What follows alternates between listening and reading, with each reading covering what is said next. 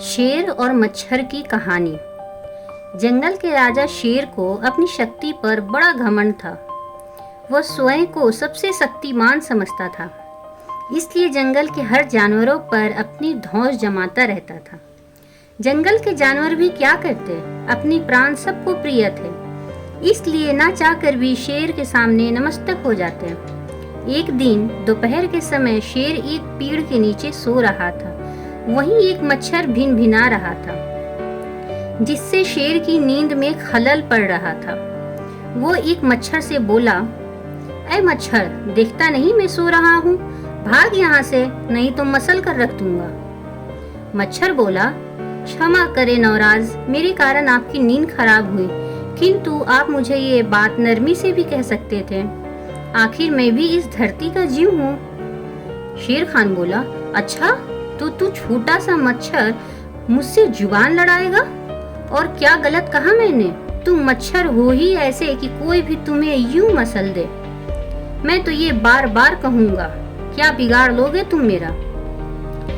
मच्छर को शेर की बात और व्यवहार बहुत बुरा लगा।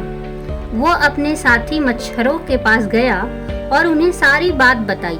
सभी मच्छरों को शेर की बात चुभ गई। उन्होंने तय किया कि इस बारे में एक बार सब मिलकर शेर से बात करेंगे। सभी मच्छर शेर के पास पहुंचे और बोले, नौराज, हमें आपसे बात करनी है। शेर बोला, जल्दी बोलो, मुझे तुम जैसों से बात करने की फुर्सत नहीं है। मच्छर बोले, नौराज, आप होंगे बहुत शक्तिशाली, किंतु इसका अर्थ ये कतई नहीं है कि आप अन्य जीवों पर या प्राणियों का मजाक उड़ाएं या उन्हें नीचा दिखाएं। मैंने जो कहा सच कहा। मैं सबसे शक्तिशाली हूँ और मुझे कोई हरा नहीं सकता। घमंड में चूर, शेर गर्जा। ऐसा नहीं है, अगर आप शक्तिशाली हैं तो हम में भी इतना सामर्थ्य है कि आवश्यकता पड़ने पर हम भी किसी का भी सामना कर सकते हैं और उसे हरा सकते हैं। हम आपको भी हरा सकते हैं। मच्छर भी चुप ना रहे। ये सुनकर शेर हंसते हुए बोला, तुम लोग मुझे हराओगे? तुम लोगों की इतनी हिम्मत कि मेरे सामने आकर ये बात कहो? मेरी शक्ति का अंदाजा नहीं है तुम्हें? अन्यथा ऐसा कभी नहीं कहते। अभी भी समय है, भाग जाओ यहाँ से, नहीं तो कोई नहीं बचेगा। शेर के घमंड ने मच्छरों को क्रुद्ध कर दिया। उन्होंने ठान लिया कि इस शेर को मजा चखा कर ही रहेंगे। वे सारे एकजुट हुए और शेर पर टूट पड़े।